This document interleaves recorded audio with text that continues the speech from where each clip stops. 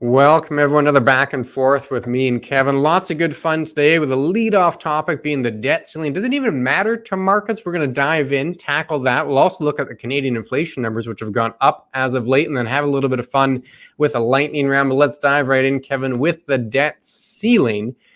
Does it matter when it comes to markets? Yeah, I mean, it's a huge factor. We've seen this come up many, many times over the past. And basically, it's usually been at the end of the day a non-event. I think you get more publicity of it for the months before the lead up to when the debt ceiling crisis may happen, as opposed to when it actually comes around. Because again, we've never really seen anything happen where they haven't increased the debt ceiling. That would be the biggest question, is what's going to happen if they don't increase the debt ceiling. Now, granted, this is probably one of the fewer times where you've got a lot of polar opposites moving there trying to get that. But over the last week, they keep saying, look, it looks like we're going to be coming to a conclusion quicker than we had been. Because I just get that feeling that if they don't do something, both sides are going to get blamed. There's nobody that can win out of this one. Yeah, you can't have the U.S. default on some of their debt obligations. Like, that would just be catastrophic for them, because their ability to raise money going forward would be impacted by that. The credit ratings would be impacted by that. And I imagine there's emergency mechanisms both from the Treasury and from the Federal Reserve to prevent that.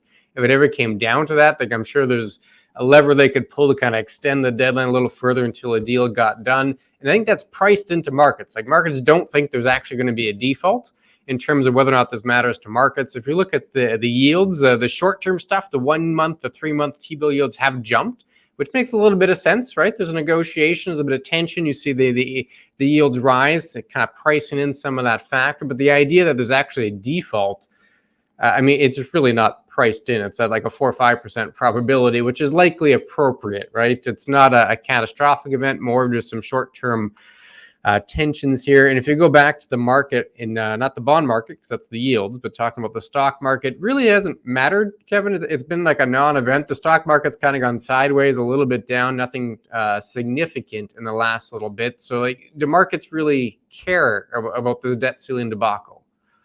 No, and again, I think you've hit the nail on the head with some of the points that are there. And it's sort of like the recently announced WestJet deal. Will they wait till the 20 or the 11th hour to do it? Yeah, they may, but they've always done it in the past. And again, I just, there's no real winner to do it. And you're right. The markets, they react a little bit more to, oh, well, they're so far apart. Well, we'll go down that day. And all of a sudden, well, the negotiations look better while they're up that day. But at the end of the day, I think you're right. I think everybody believes that there is going to be a deal. They are going to increase the debt ceiling.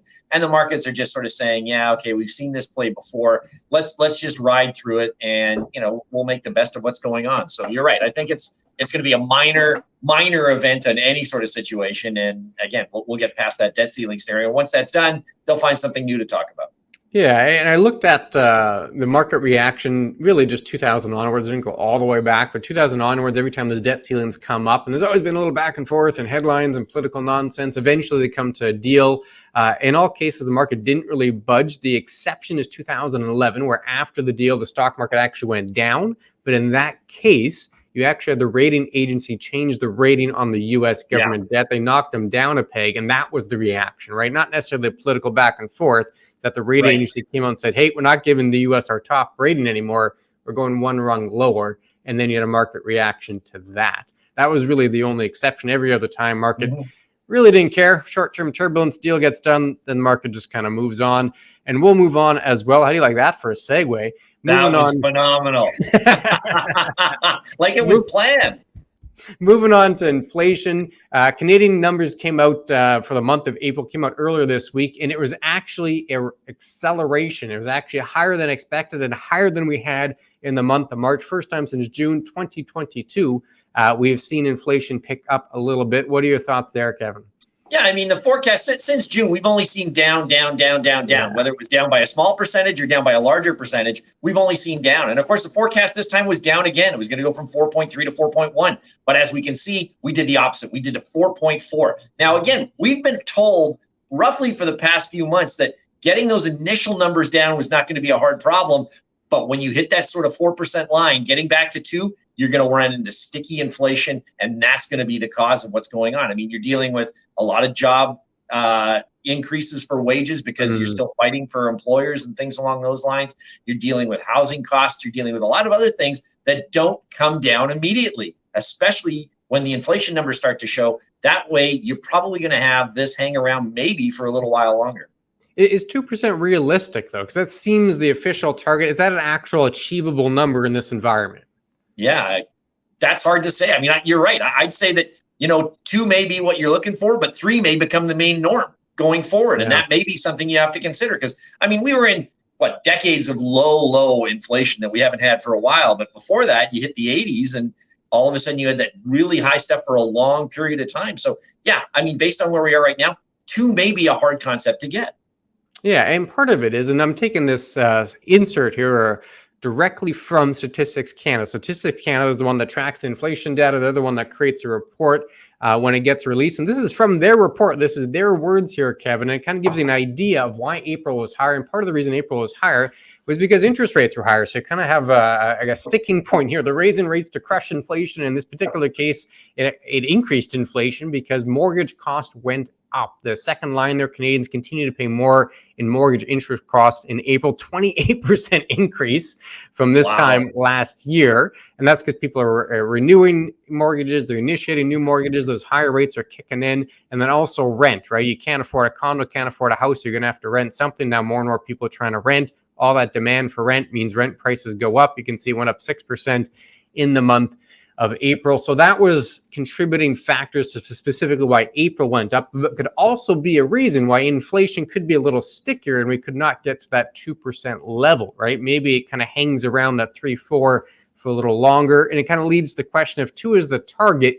Can you do that without an economic slowdown or some kind of economic recession? You think that's possible?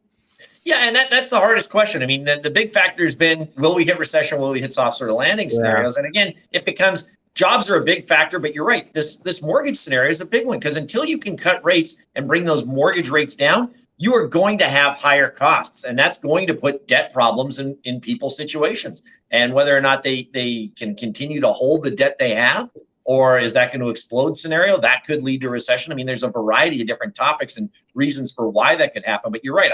I think that even though they were talking that, maybe 3% by the end of this year, 2% by the end of next year, we may be hanging around this level for a lot longer, just based on a variety of different factors for why inflation is holding where it's in. You've got wage increases, you've got mortgage increases. Even though you have that job market there, I mean, that continued spending may be a hard problem to try and slow down in the economic sense that we're in right now. Yeah, and consumers are not going to slow down if they still have a job. And if there's no recession, they'll probably maintain that job. So those two are kind of linked. And if you don't see an economic slowdown, well, they're probably not going to cut rates, which means rates will probably stay elevated. So you're kind of in this sticky spot for inflation. Is it 4%, 3%? I don't know, but I think it's unlikely it's 2% unless you see some kind of economic slowdown. So we'll move along to the lightning round. Kevin, do you want to go first? Do you want me to go first? Who should be in the hot seat? No, I'll be in the hot seat. Why not? I wrote down enough questions. I think that the ones you asked me that I've already got written down, I'll be able to try and counteract with something. Yeah, and I didn't tell Kevin my questions. He has no idea what's on this pad, so it'll make it a little more fun. Well, we're already talking finance, so why don't we stick in the financial world? We'll talk oil prices here. Last year was a roller coaster. They spiked and then dropped. 2023, does oil end up higher or lower by the end of the year? I would say that you're going to wind up with oil higher than where it is right now by the end of the year. I do, but not by a significant amount. I'm not talking $100 a barrel oil. I do think, though, that if you start to get to that point where, inflation becomes more controllable, you don't get those interest rate increases, all of a sudden that comfort level comes back for people thinking maybe we're not going here into the recession, or maybe something's not happening the same way, oil prices will creep a bit, especially with a 1 million barrel cut by OPEC and a few other things. So not significantly higher, but higher than where we are now. Gotcha. We're on the doorstep here of the long weekend. I did a lot of camping as a kid, made long weekend. Without fail, at least in my memory, it rained every single time. Even though the forecast says sunshine, do you think we're going to get rain this weekend? No, it is going to be a sunny weekend. It is going to buck the trend, just like a lot of other things have done in the last little while. We are getting a nice, Manitoba nice long weekend. I can't forecast the rest of the country. Manitoba will be good. All right, talking interest rates. There's still, if you look at the futures, people pricing in rate cuts. The central banks are not saying cuts, they're saying hold. Do we actually see interest rate cuts in 2023? No, I just don't see it. I think that Powell's been right with his higher for longer. I think just the way that you're getting sticky inflation, the fact that the Canadian number went up, to me, just signifies that we're going to be higher for longer. I do believe that you will get them eventually, but I don't see it in 2023. Gotcha. I got to finish off here with a hockey question. We're down to the final four. We had a phenomenal, incredible overtime, 4 overtimes last night. Yeah, exactly. Who's going to win the Stanley Cup, and why is it the Florida Panthers? It's not. I'm not going with the Florida Panthers. As You much should. as they are the Cinderella story team, I do Paul believe Maurice. that they will come to an end here. I am putting my money on the Dallas Stars. And I believe that the reason is they have the best power play left in the entire playoff scenario. They are deep with 3 lines. And the one thing that they've had that nobody else has had all year, Jake Ottinger is a goaltender that could have been Vezina caliber. Bobrovsky's having a great scenario, but I believe their goaltending, solid defense, 4 lines you can run. Dallas is my team. Okay, there you heard it here. Dallas for the win. All right, we'll switch seats here. Kevin, you can fire away with some rapid-fire questions here. All right, now that you've done it. Well, let's go on back to the rate scenario. Mm-hmm. My question is, Canada had it go from 4.3 to 4.4. Do we see a rate hike, or are we going to still be paused at the next BOC meeting? Yeah, Bank of Canada meets June 7th. They're staying on hold. They're not going to cut. They're not going to increase. I think they're just still in wait-and-see mode. So I'm predicting a pause on June 7th. Oh, perfect. That one will work well. Okay, the next one I guess I will have to see is dealing with the variety of these things. The market has been range-bound for a while, and the big barrier for the S&P has been 4,200. Now that we've cracked that, will we stay above that by the end of the year, or are we going to go back in between the 3,800 and 42 before 2023 ends? Yeah, we have cracked, and we were sideways there. Because remember, there's not just up and down. Sideways is a direction. We had sideways for the longest period of time there, and now we're finally getting a bit of an upside breakout. I think we get some momentum. I think that trend continues, and we do finish higher. Oh, nice. Okay, well, I'm going to go off the beaten path here from the historical views on business scenarios. We hosted an event the other day, saw some Guardians. They had a phenomenal first weekend. Is that the highest grossing movie of the year, or will something else beat it? Ooh, I'm gonna go highest grossing movie of the year. It's up there right now. It's running right now behind Super Mario Brothers, which is the current highest grossing movie of the year. I think eventually it overtakes Super Mario Brothers. Yeah, that's good. And of course, I want to end with sort of a music question.